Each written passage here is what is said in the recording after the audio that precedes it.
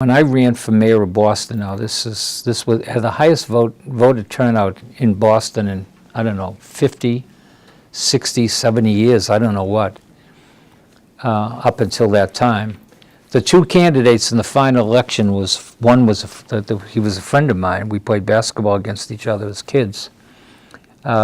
He spent $200,000. I spent $220,000. Now you need about $4 million to run for mayor of Boston. He was a black fella, state representative. I was white from South Boston. Nobody white from South Boston had ever won for mayor of Boston. No black had ever been nominated to run for mayor of Boston. So, and we did this without the special interests. We didn't have any newspapers.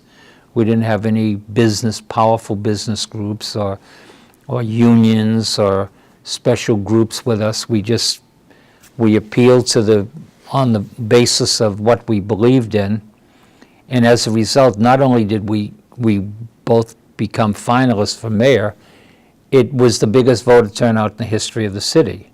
It's a story that appeared in the Boston Globe April 2nd, 2015, about the rate of poverty in Boston.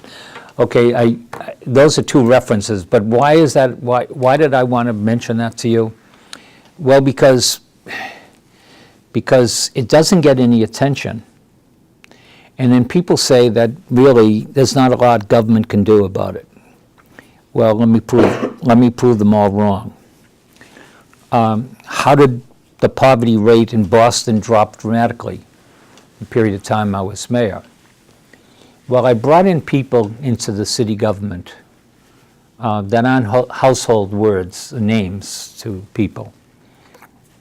They're very knowledgeable, well-respected people, but not big, famous politicians. One of them wrote this report here for University College, but one of them is now a dean at Occidental College, professor for President Obama, teacher. One of them runs the AFL-CIO investment fund nationally, one of the largest investment funds, Stephen Coyle. He was director of the Boston Redevelopment Authority. Another one was Neil Sullivan, who runs the Private Industry Council here in Boston, Massachusetts. Harry Grillo, I was just talking to the other day, is a labor organizer, national labor organizer across the country for unions. Now these are all lawyers or professors or whatever they are, but they came into City Hall committed to the concept of social and economic justice. That's what they were. They were community organizers. And they weren't political people per se. I was the politician among them. But I brought them together. And the policies that were implemented had a profound impact on the rate of poverty in our city, more so than any city in America. One, the racial imbalance law was set the table for the busing. That was passed in 1965, long before I got in politics. I was at Harvard or someplace, wherever I was, playing professional basketball, I guess, at this particular time. But anyway, there were challenges to the racial imbalance law, back and forth, state courts, federal court.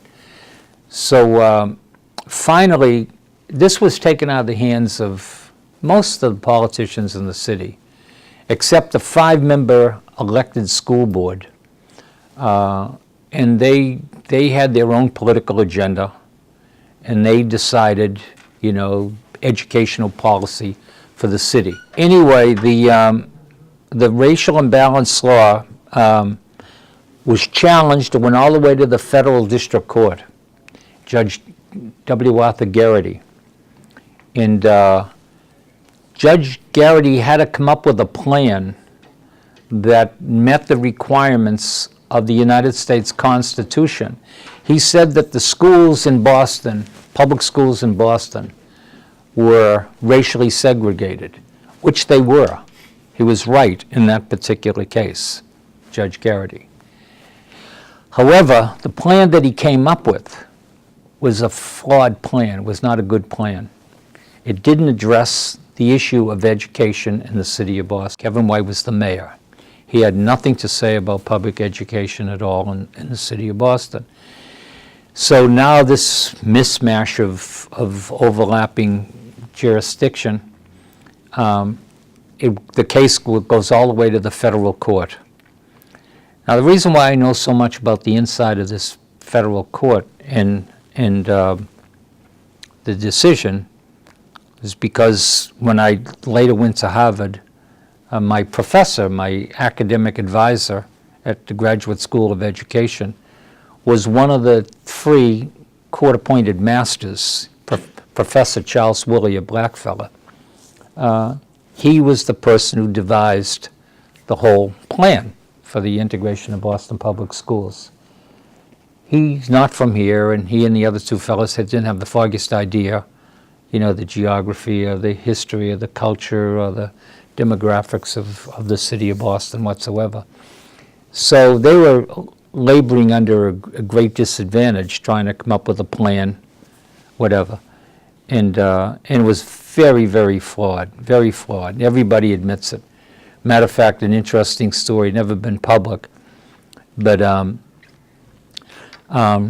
years later, after when I was mayor now, the publisher of the Boston Globe and the editor of the Boston Globe came into my office one day, unannounced, but they waited to see me, and they came in and they said it would only take a couple of minutes. They walked in, they said, "We just want you to know that we're the biggest advocates for busing in the city of Boston, the Boston Globe.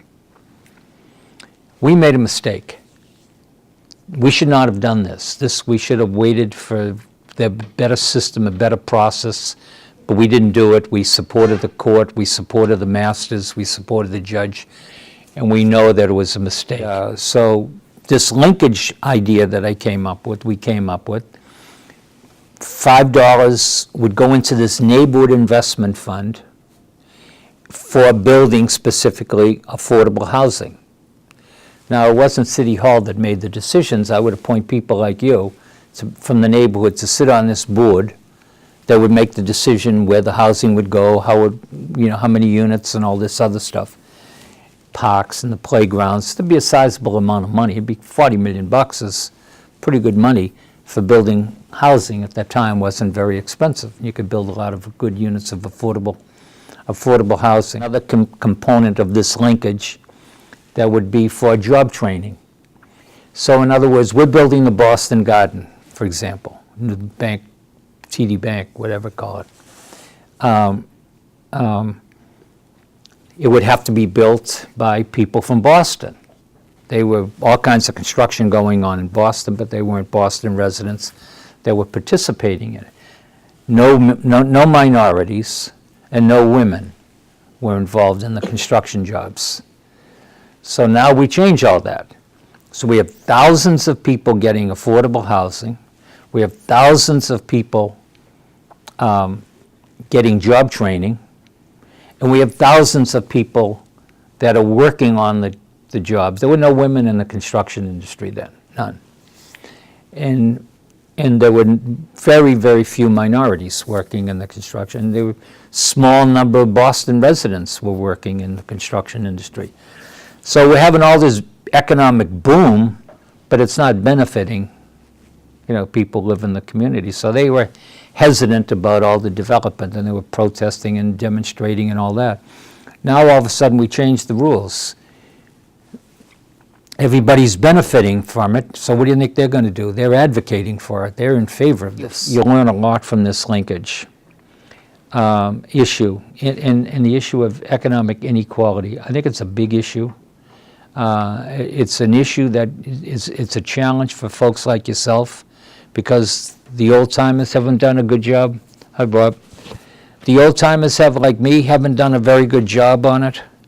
For some reason, the status quo has been intimidated, talking about economic inequality. Even the universities and the colleges don't want to touch it. The business community doesn't want to touch it. The media doesn't want to touch it.